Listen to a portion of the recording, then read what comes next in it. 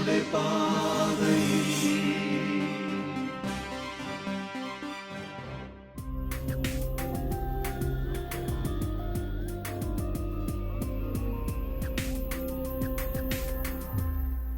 ഈശോ മിശിഹായ്ക്ക് സ്തുതിയായിരിക്കട്ടെ. ബൈബിൾ എഴുതപ്പെട്ട തിരുവചനം എന്ന 6-ാം പാഠം ബഹുമാനപ്പെട്ട മാനുവൽ സാർ നിങ്ങളെ പഠിപ്പിച്ചു. വിശുദ്ധ ഗ്രന്ഥത്തെക്കുറിച്ച് വളരെ നന്നായിട്ട് മനസ്സിലാക്കാൻ ആ ക്ലാസ്സുകൾ നിങ്ങൾക്ക് ഉപകരിച്ചു എന്ന് ഞാൻ മനസ്സിലാക്കുന്നു.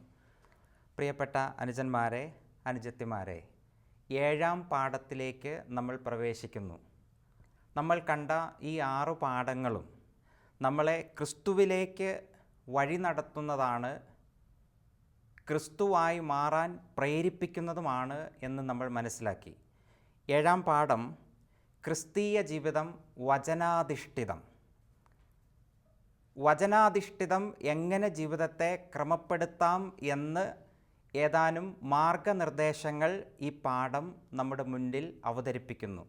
വളരെ ശ്രദ്ധാപൂർവം നമുക്ക് ഈ പാഠഭാഗം പഠിച്ച് വചനാധിഷ്ഠിതം ജീവിക്കാൻ വേണ്ടി ശ്രമിക്കാം. ഒരു നിമിഷം നമുക്ക് എഴുന്നേറ്റ് നിന്ന് പ്രാർത്ഥിക്കാം, കണ്ണുകളടയ്ക്കാം.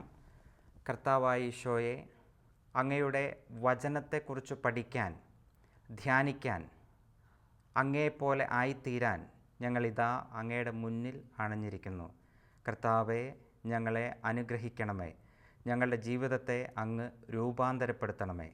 ആത്മാവെ, ഞങ്ങളുടെ മേൽ ഇറങ്ങി വന്ന് ഞങ്ങളെ തീക്ഷ്ണതയാൽ ജ്വലിപ്പിക്കണമേ. നിത്യം പിതാവും പുത്രനും പരിശുദ്ധാത്മാവുമായ സർവേശ്വര എന്നേക്കും ആമേൻ.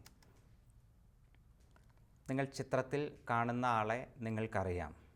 കാർത്തേജിലെ യുവാവ്. ഈ കാർത്തേജിലെ യുവാവിനെക്കുറിച്ച് സഭാചരിത്രം നമ്മളെ പഠിപ്പിക്കും. തൻ്റെ യുവത്വത്തിൽ ലോകത്തിൻ്റെ സകല സുഖങ്ങളും തേടിയുള്ള യാത്രയിലായിരുന്നു.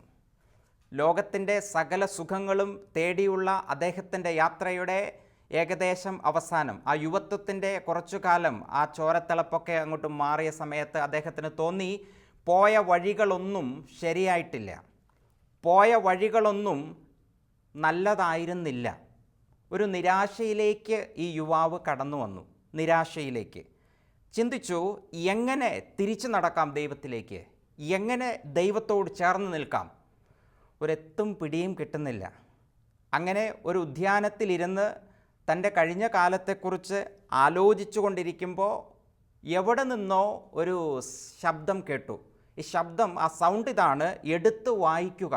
എടുത്തു വായിക്കുക എന്ന വലിയ ഗാംഭീര്യമുള്ള ഈ ഒരു സൗണ്ട് കേട്ട ഉടനെ തന്നെ ആ ഉദ്യാനത്തിൽ നിന്നും തൻ്റെ റൂമിലേക്ക് കയറി ഈ യുവാവ്. വിശുദ്ധ ഗ്രന്ഥം കണ്ടു, എടുത്തു വായിച്ചു. എടുത്തു വായിച്ച സമയത്ത് അദ്ദേഹത്തിൻ്റെ ജീവിതത്തിൽ വലിയ ഒരു ചേഞ്ച്, പരിവർത്തനമുണ്ടായി. ഏത് വചനഭാഗമാണ് ഈ യുവാവ് എടുത്തു വായിച്ചത്, ആരാണ് ഈ യുവാവ് എന്ന് നമുക്ക് കാണാം. അദ്ദേഹത്തിന് കിട്ടിയ വചനഭാഗം നമുക്ക് വിശുദ്ധ ഗ്രന്ഥത്തിൽ നിന്നും ഒന്ന് കണ്ടെത്താം. ഒന്ന് എഴുന്നേറ്റ് നിൽക്കാവോ?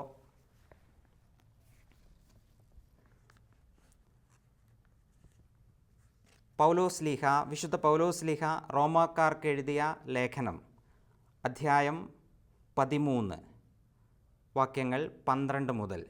രാത്രി കഴിയാറായി, പകൽ സമീപിച്ചിരിക്കുന്നു. ആകയാൽ നമുക്ക് അന്ധകാരത്തിൻ്റെ പ്രവൃത്തികൾ പരിത്യജിച്ച് പ്രകാശത്തിൻ്റെ ആയുധങ്ങൾ ധരിക്കാം. പകലിന് യോജിച്ച വിധം നമുക്ക് പെരുമാറാം. സുഖലോലുപതയിലോ മദ്യലഹരിയിലോ അവിഹിത വേഴ്ചകളിലോ വിഷയാസക്തിയിലോ കലഹങ്ങളിലോ അസൂയയിലോ വ്യാപരിക്കരുത്. പ്രത്യുത കർത്താവായ യേശുക്രിസ്തുവിനെ ധരിക്കുവിൻ. ദുർമോഹങ്ങളിലേക്ക് നയിക്കത്തക്ക വിധം ശരീരത്തെപ്പറ്റി ചിന്തിക്കാതിരിക്കുവിൻ.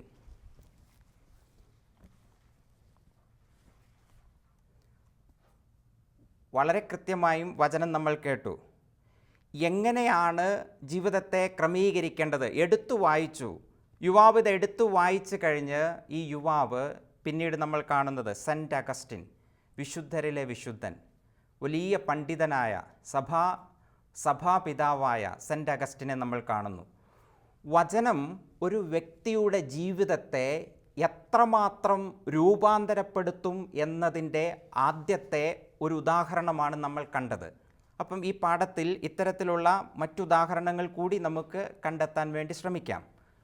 അതിലേക്ക് വരുമ്പോൾ നമ്മൾ ആദ്യം ചിന്തിക്കുന്നത് എന്താണ് വചനത്തിൻ്റെ ധർമ്മം, വചനത്തിൻ്റെ ധർമ്മങ്ങൾ എന്തൊക്കെയാണ്. വിശുദ്ധ പൗലോസ്ലീഹ തിമോത്തിക്കെഴുതിയ 2-ാം ലേഖനം 3-ാം അധ്യായം 16-17 തിരുവചനങ്ങളിൽ വചനത്തിൻ്റെ ധർമ്മങ്ങളെക്കുറിച്ച് വളരെ വിശദമായി പ്രതിപാദിക്കുന്നു. പൗലോസ്ലീഹ തുടങ്ങുന്നത് ഇതാണ്: വിശുദ്ധ ലിഖിതങ്ങളെല്ലാം ദൈവനിവേശിതമാണ്. അവ പ്രബോധനത്തിനും ശാസനത്തിനും തെറ്റുതിരുത്തലിനും നീതിയിലുള്ള പരിശീലനത്തിനും ഉപകരിക്കുന്നു. ഇതുവഴി ദൈവഭക്തനായ മനുഷ്യൻ പൂർണ്ണത കൈവരിക്കുകയും എല്ലാ നല്ല പ്രവൃത്തികളും ചെയ്യുന്നതിന് പ്രാപ്തനാവുകയും ചെയ്യുന്നു. നിങ്ങൾ ശ്രദ്ധിച്ചു എന്ന് ഞാൻ വിശ്വസിക്കുന്നു. ഈ വചനം പ്രബോധനത്തിന്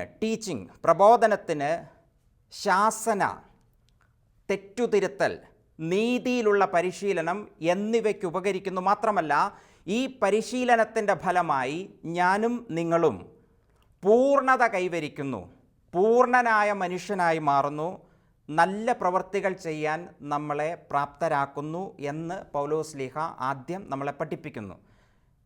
വചനത്തിലൂടെ വീണ്ടും മുന്നോട്ട് പോകുമ്പോൾ നമുക്ക് കാണാം, ജീവിതത്തിൻ്റെ സമഗ്രമായ പുരോഗതിക്കും ധാർമ്മികമായ വളർച്ചയ്ക്കും വചനം സഹായിക്കുന്നു എന്ന് നമുക്ക് കാണാം. ഉദാഹരണങ്ങൾ നിങ്ങളുടെ പ്രിയപ്പെട്ട അധ്യാപകർ നിങ്ങളോട് ഓൺലൈൻ പ്ലാറ്റ്ഫോമിൽ വന്ന് സംസാരിക്കുമ്പോൾ ഇതിൻ്റെ ഓരോന്നിനും വിശദമായ ഉദാഹരണങ്ങൾ സഹിതം നിങ്ങളുടെ അധ്യാപകർ നിങ്ങളോട് സംസാരിച്ചു കൊള്ളും. നമ്മളുടെ സമയം ലിമിറ്റഡാണ്, കുറച്ച് സമയം മാത്രമേ നമ്മൾ ഒന്നിച്ചുള്ളൂ. മാത്രമല്ല, ഒരു മനുഷ്യനെ വിശുദ്ധീകരിക്കുന്നു ദൈവവചനം, ഒരു മനുഷ്യനെ മാനസാന്തരത്തിലേക്ക് നയിക്കുന്നു ദൈവവചനം, ഒരു മനുഷ്യനെ സൗഖ്യത്തിലേക്കും നയിക്കുന്നു ദൈവവചനം. ഡോക്ടർ ഡേവിഡ് സെർവൺ അദ്ദേഹത്തിൻ്റെ ഇൻസ്റ്റിങ് ടു ഹീൽ എന്ന പുസ്തകത്തിൽ അദ്ദേഹം എഴുതി വയ്ക്കുന്നത്, ഒരു നല്ല വിശ്വാസി, ഒരു നല്ല ദൈവവിശ്വാസിക്ക് രോഗങ്ങൾ കുറവായിരിക്കും. പല രോഗങ്ങളും വരുന്നത് ടെൻഷൻ കൊണ്ടാണ്. യഥാർത്ഥ വിശ്വാസിക്ക് ജീവിതത്തിൽ ആകുലതകളില്ല, കാരണം തരുന്നതൊക്കെ ദൈവം തരുന്നതാണ് എന്ന് കണ്ടു സ്വീകരിക്കുന്നു. എന്നിട്ട് വീണ്ടും അദ്ദേഹം എഴുതി വച്ചിരിക്കുന്നു, ആയുസ് പോലും വിശ്വാസികളും അവിശ്വാസികളും തമ്മിൽ കമ്പയർ ചെയ്താൽ വലിയ അന്തരം കാണാൻ സാധിക്കുമെന്ന് പറഞ്ഞാണ് ഇദ്ദേഹത്തിൻ്റെ പുസ്തകം മുന്നോട്ട് പോകുന്നത്. വചനത്തിൻ്റെ രണ്ടാമത്തെ ധർമ്മം നമുക്ക് കാണാം, വചനം ജീവൻ നൽകുന്നതാണ്. വചനം ജീവൻ നൽകുന്നതിനെക്കുറിച്ചുള്ള 3 വചനഭാഗങ്ങൾ കണ്ട് നമുക്ക് അടുത്തൊരു ഭാഗത്തേക്ക് പോവാം. ഒന്നാമത്തത് യോഹന്നാൻ ശ്ലീഹ എഴുതിയ സുവിശേഷം 5-ാം അധ്യായം 25-ാം തിരുവചനമാണ്. എൻ്റെ വചനം കേൾക്കുകയും എന്നെ അയച്ചവനിൽ വിശ്വസിക്കുകയും ചെയ്യുന്നവന് നിത്യജീവനുണ്ട്. ഈ ജീവൻ എന്നതുകൊണ്ട് ഉദ്ദേശിക്കുന്നത് എന്താണെന്ന് നമ്മൾ മനസ്സിലാക്കുന്നു. നിത്യജീവൻ. ഈ ലോകത്ത് എൻ്റെയും നിങ്ങളുടെയും ജീവിതം ഒരു തീർത്ഥയാത്ര പോലെ ഏതാനും വർഷങ്ങൾ ഒരു തീർത്ഥയാത്ര നമ്മൾ ഈ ലോകത്ത് നടത്തി ആത്യന്തികമായി ദൈവത്തിലേക്ക് ചേരേണ്ടവനാണ്, നിത്യജീവിതത്തിലേക്ക് പോവേണ്ടവനാണ് ഞാൻ. അപ്പോൾ അതിനെന്നെ ഒരുക്കുന്നു വചനം. വിശുദ്ധ യോഹന്നാൻ്റെ സുവിശേഷം 6-ാം അധ്യായം 63-ാമത്തെ തിരുവചനം എടുത്താൽ നമുക്ക് കാണാം, ഞാൻ നിങ്ങളോട് പറഞ്ഞ വചനങ്ങൾ ആത്മാവും ജീവനുമാണ്. യോഹന്നാൻ 10:10 കാണാം, ഞാൻ വന്നിരിക്കുന്നത് നിങ്ങൾക്ക് ജീവൻ ഉണ്ടാകുവാനും അത് സമൃദ്ധമായി ഉണ്ടാകുവാനുമാണ്. പ്രിയപ്പെട്ട മക്കളെ, നമ്മൾ അതുകൊണ്ട് മനസ്സിലാക്കാം, വിശുദ്ധ ഗ്രന്ഥം അല്ലെങ്കിൽ ദൈവവചനം ജീവദായകമാണ് എന്ന് നമുക്ക് മനസ്സിലാക്കാം. അടുത്തൊരു ഭാഗത്തേക്ക് നമ്മൾക്ക് പോകുമ്പം കാണാം, വചനം രൂപാന്തരപ്പെടുത്തുന്നു. വചനം രൂപാന്തരപ്പെടുത്തുന്നത് എങ്ങനെ എന്ന് നമുക്ക് കാണാം. അതിന് തൊട്ടു മുൻപായി കഴിഞ്ഞ പാഠത്തിൽ നമ്മൾ ഒരിക്കൽ കണ്ട അതേ വചനം വീണ്ടും നമ്മുടെ അടുത്തേക്ക് വരുന്നു. ഓർക്കുന്നോ? ഹെബ്രായർ എഴുതപ്പെട്ട ലേഖനം 4-ാം അധ്യായം 12-ാം തിരുവചനം, ദൈവത്തിൻ്റെ വചനം സജീവവും ഊർജ്ജസ്വലവുമാണ്. ഇരുതല വാളിനേക്കാൾ മൂർച്ചയേറിയതും ചേതനയിലും ആത്മാവിലും സന്ധിബന്ധങ്ങളിലും മജ്ജയിലും തുളച്ചു കയറി ഹൃദയത്തിൻ്റെ വിചാരങ്ങളെയും നിയോഗങ്ങളെയും വിവേചിക്കുന്നതുമാണ് വചനം. അപ്പോൾ ഇതാണ് ദൈവവചനം രൂപാന്തരപ്പെടുത്തുന്നു എന്ന് പറയുമ്പം വലിയൊരു രൂപാന്തരീകരണം നമുക്ക് ഈ സമയത്ത് നടക്കും. ഈ രൂപാന്തരീകരണം നടക്കുന്നു എന്നതിൻ്റെ 2 ഉദാഹരണങ്ങൾ നിങ്ങൾക്ക് കാണാം. നിങ്ങൾ ഇപ്പോൾ സ്ക്രീനിൽ നിങ്ങൾ കാണുന്നത് 2 വിശുദ്ധരുടെ ചിത്രമാണ്. ആദ്യം കാണുന്നത് വിശുദ്ധ ഇഗ്നേഷ്യസ് ലയോള. ഇഗ്നേഷ്യസ് ലയോള സ്പെയിനിലെ ഒരു വലിയ സമ്പന്ന കുടുംബത്തിൽ ജനിച്ചു. വളരെ ചെറുപ്പത്തിൽ തന്നെ പട്ടാളത്തിൽ ജോലി കിട്ടി, വലിയ റാങ്കിലൊക്കെയായി. അപ്പോൾ അദ്ദേഹത്തിൻ്റെ ജോലിയിൽ സാറ്റിസ്ഫൈഡ് ആയിരുന്നു. ഈ റാങ്കിലൊക്കെ അദ്ദേഹം ഈ കിട്ടുന്ന ഓരോ പുരസ്കാരങ്ങളുമൊക്കെ അദ്ദേഹത്തെ ഈ ജോലിയിൽ കൂടുതൽ ശ്രദ്ധിക്കാനും അല്ലെങ്കിൽ അതൊക്കെ വളരെയധികം ഇഷ്ടപ്പെട്ട് തീഷ്ണതയോടെ ജോലി ചെയ്തു. പാമ്പലോണ യുദ്ധത്തിൽ പരിക്കുപറ്റി ഹോസ്പിറ്റൽ അഡ്മിറ്റായി. ആ സമയത്ത് ഇദ്ദേഹം കണ്ടു, വെറുതെ ഇരിക്കുകയാണ്, റൂമിൽ ഒരു ബൈബിൾ ഇരിക്കുന്നത് കണ്ട് എടുത്തു വായിച്ചു കഴിഞ്ഞപ്പോൾ അദ്ദേഹത്തിന് ഇതുവരെ കണ്ട അദ്ദേഹത്തിൻ്റെ കുറേയധികം പട്ടാളത്തിലെ ഉദ്യോഗങ്ങളാണ് വലുതായി കണ്ടതെങ്കിൽ അതൊന്നും അല്ലെന്ന് മനസ്സിൽ തോന്നിത്തുടങ്ങി. തുടർന്ന് ഹോസ്പിറ്റലിലുള്ള സമയത്ത് തന്നെ വിശുദ്ധരെക്കുറിച്ച് പഠിക്കാൻ വേണ്ടി ശ്രമിച്ചു.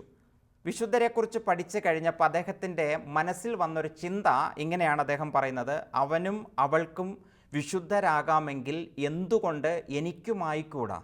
അവനും അവൾക്കും വിശുദ്ധരാകാമെങ്കിൽ എന്തുകൊണ്ട് എനിക്കുമായിക്കൂടാ എന്ന് ചിന്തിച്ചു.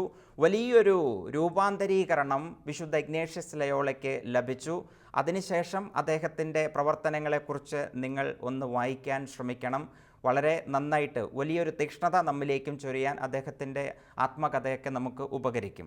രണ്ടാമത്തെ ആളെ രൂപാന്തരപ്പെടുത്തിയത് വചനം മർക്കോസിൻ്റെ സുവിശേഷം 8-ാം അധ്യായം 36-ാം തിരുവചനമായിരുന്നു. ഒരുവൻ ലോകം മുഴുവൻ നേടിയാലും തൻ്റെ ആത്മാവിനെ നഷ്ടപ്പെടുത്തിയാൽ അവന് അതുകൊണ്ട് എന്താണ് പ്രയോജനം? വിശുദ്ധ ഫ്രാൻസിസ് സേവ്യർ. 2 പേരുടെയും ജീവിതത്തിൽ വലിയധികം ചേഞ്ചസ് വന്നു. അവർ ക്രിസ്തുവിനെ പോലെ ആയിത്തീർന്നു എന്ന് നമുക്ക് കാണാൻ സാധിക്കും. പ്രിയപ്പെട്ട മക്കളെ, ഈ പാഠത്തിൽ നമ്മൾ പഠിച്ചു, ദൈവവചനം ജീവൻ നൽകുന്നതാണ്, ദൈവവചനം സൗഖ്യദായകമാണ്, ദൈവവചനം രൂപാന്തരപ്പെടുത്തുന്നതാണ്. എൻ്റെ ജീവിതത്തിൽ ഞാൻ വചനത്തോട് ചേർന്ന് നിൽക്കുന്നുണ്ടോ? ഒന്ന് ചിന്തിക്കണം. അനുദിനം വിശുദ്ധ ഗ്രന്ഥ പാരായണം നടത്താൻ ഞാൻ ശ്രദ്ധിക്കാറുണ്ടോ? സന്ധ്യാപ്രാർത്ഥനയിൽ വിശുദ്ധ ഗ്രന്ഥം വായിക്കുന്ന സമയത്ത് മാത്രമാണ് വിശുദ്ധ ഗ്രന്ഥം കേൾക്കാൻ ഞാൻ തയ്യാറാകുന്നത്. ഞാൻ സ്വന്തമായി എൻ്റെ പഠനങ്ങൾ ആരംഭിക്കുന്നതിന് മുൻപ് വിശുദ്ധ ഗ്രന്ഥം എടുത്ത് വായിച്ച് ധ്യാനിക്കാറുണ്ടോ? ഈ ചിന്തകൾ മനസ്സിൽ സൂക്ഷിക്കാം. ഒന്ന്, വചനത്തിലേക്ക് തിരിയാം. വചനത്തിലേക്ക് തിരിഞ്ഞാൽ ജീവിതത്തിൽ അത്ഭുതങ്ങൾ കാണും എന്ന് പാഠം നമ്മെ ഓർമ്മിപ്പിക്കുന്നു. നമുക്കൊന്ന് പ്രാർത്ഥിച്ച് ഈ ക്ലാസ് നമുക്ക് അവസാനിപ്പിക്കാം.